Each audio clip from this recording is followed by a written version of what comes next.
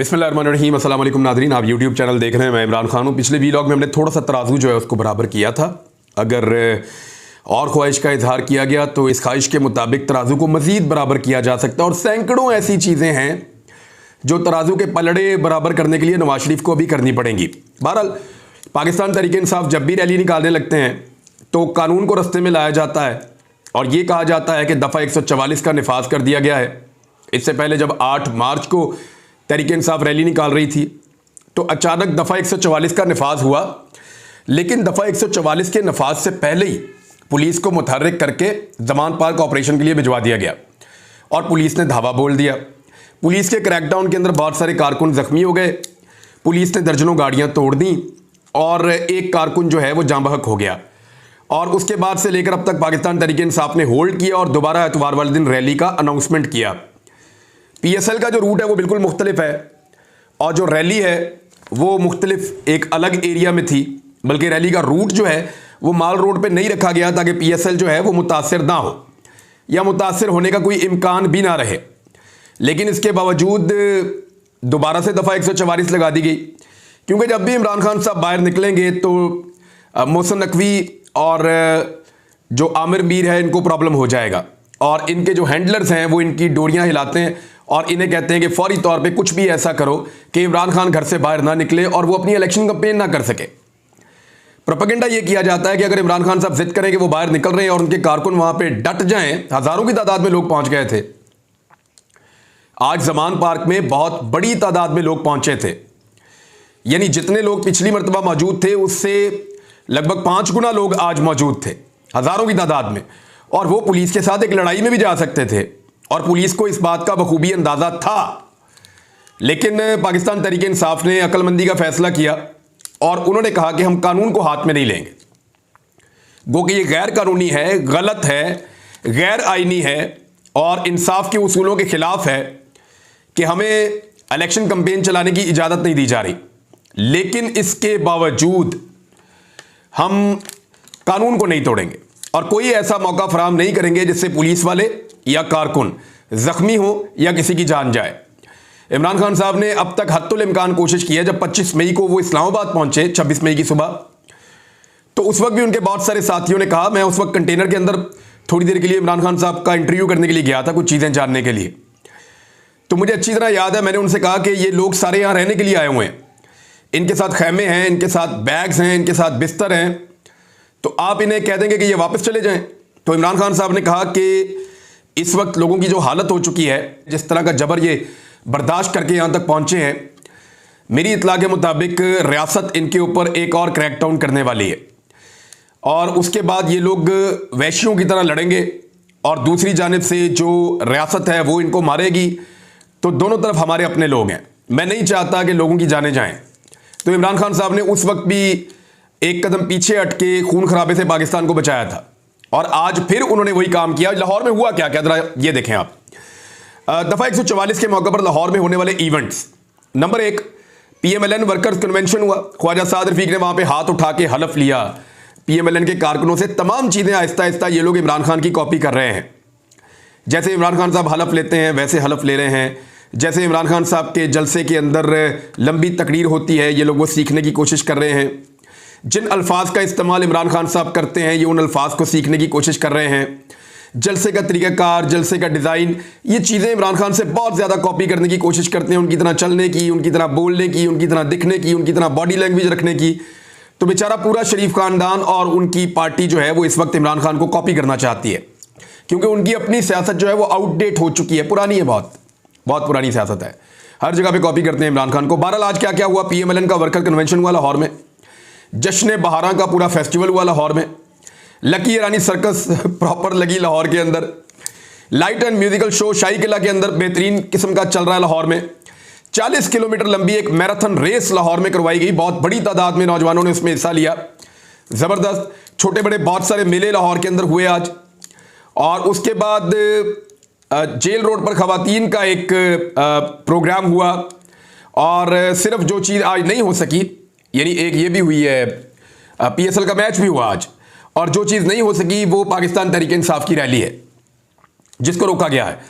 इस पे मोहसिन नकवी का कहना है कि जी सिर्फ आज के इवेंट की वजह से और ये वो सब, पाकिस्तान तहरीक इंसाफ को इससे फ़र्क ही कोई नहीं पड़ता मेरे ख्याल में।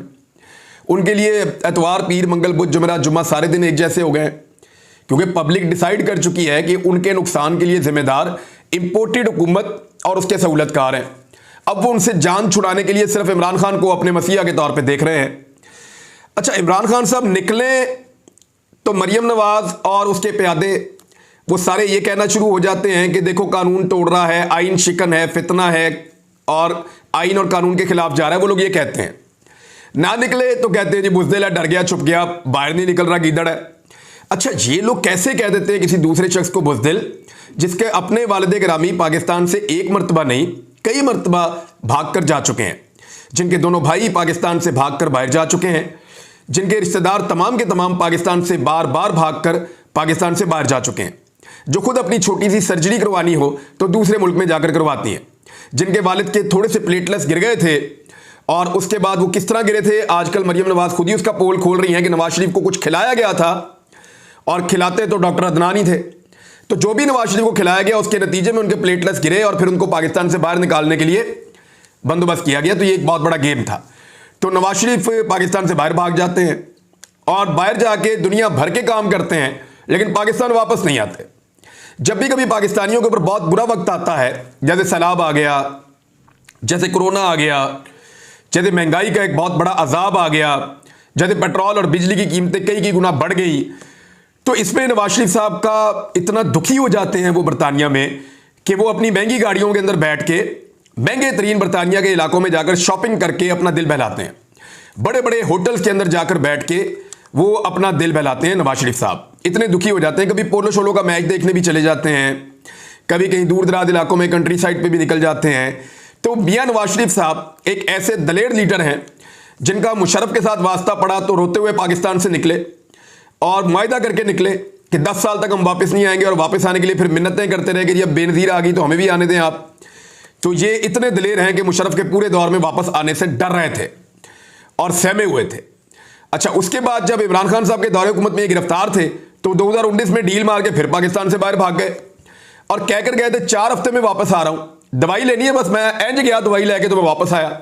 ये मियां नवाज शरीफ साहब ने कहा था और लिखकर उनके भाई ने दिया था 50 रुपए के स्टाम्प पेपर के ऊपर। इमरान खान साहब की पार्टी चिल्ला चिल्ला कर थक गई कि इनसे लिखवाओ, श्योरिटी बॉन्ड इनसे भरवाओ, ये भाग जाएगा, ये पैसे नहीं देगा, इस मुल्क के पैसे खाए हुए हैं। लेकिन उस वक्त अदलिया ने जो है, क्योंकि मामला बहुत जबरदस्त तरीके से चल रहे थे नवाज शरीफ साहब के, तो फैसला किया 50 रुपए के स्टाम्प पेपर के ऊपर नवाज शरीफ साहब को पाकिस्तान से बाहर निकाल दिया। इसकी दुनिया में मिसाल नहीं मिलती। 4 हफ्ते का कह के मैं दवाई लेके वापस आ रहा वहां। मियां नवाज शरीफ साहब आज 4 साल होने वाले हैं, मुड़ के पाकिस्तान वापस आने का उन्होंने नाम नहीं लिया। और उनकी औलाद इमरान खान को बुज़दिली के ताने देती है, जिसने गोलियां खाई, गोलियां खाकर फिर उसी टांग के ऊपर खड़ा हुआ जख्मी टांग पे और दरवाजे में निकलकर उसने अपना मुक्का लहराया। आपने देखा करैक्टर, आपने देखी उसकी हिम्मत, उसकी बहादुरी। नवाज शरीफ इसका अशरे अशीर भी नहीं कर सकता। नवाज शरीफ पे सिर्फ जामिया नईमिया में एक चप्पल चली थी और नवाज शरीफ का चेहरा घबराहट और परेशानी देखने वाली थी।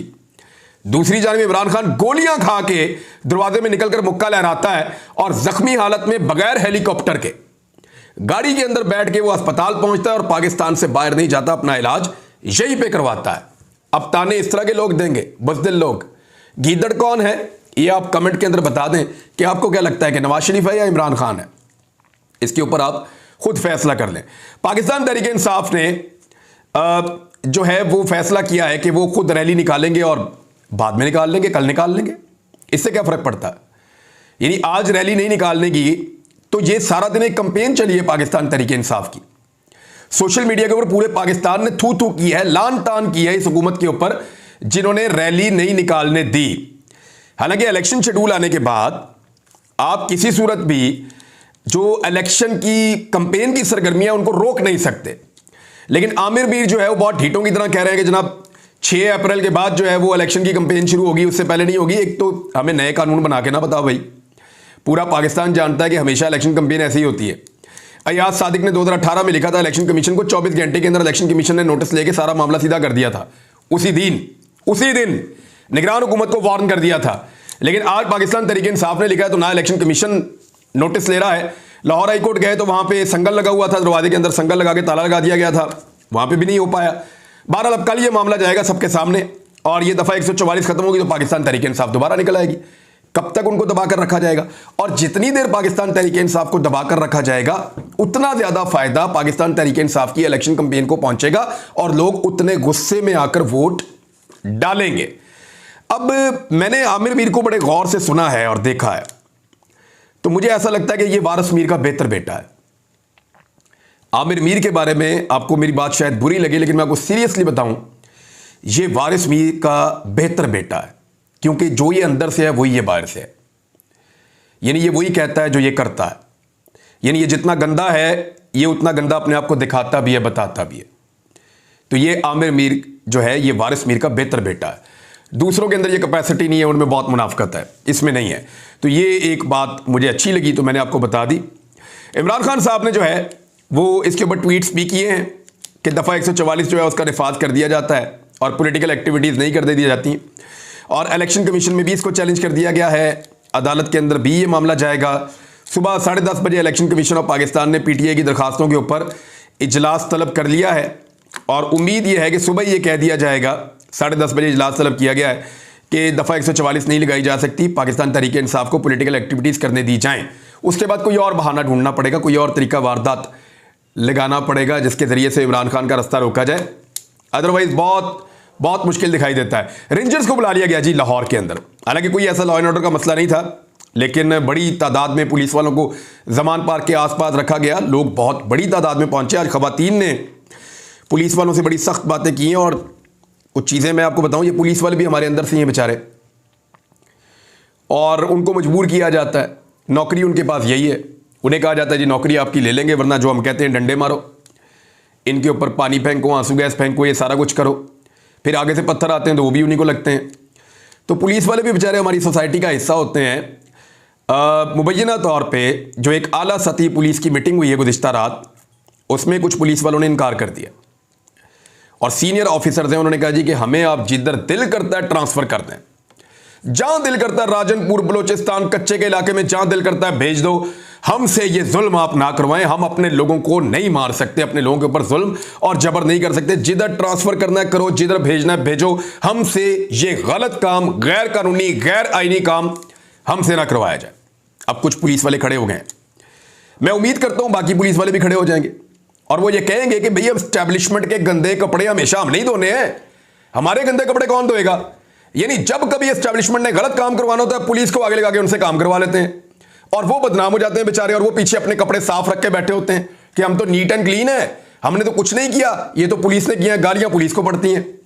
लिहाजा पुलिस को ये देखना पड़ेगा कि उन्हें अपनी इज्जत कैसे बहाल करनी है। उनके ऑफिसर्स को अगर ख्याल नहीं है, जो टॉप लेवल के ऑफिसर्स हैं, तो बाकी ऑफिसर्स तो इस बात का ख्याल रख सकते हैं।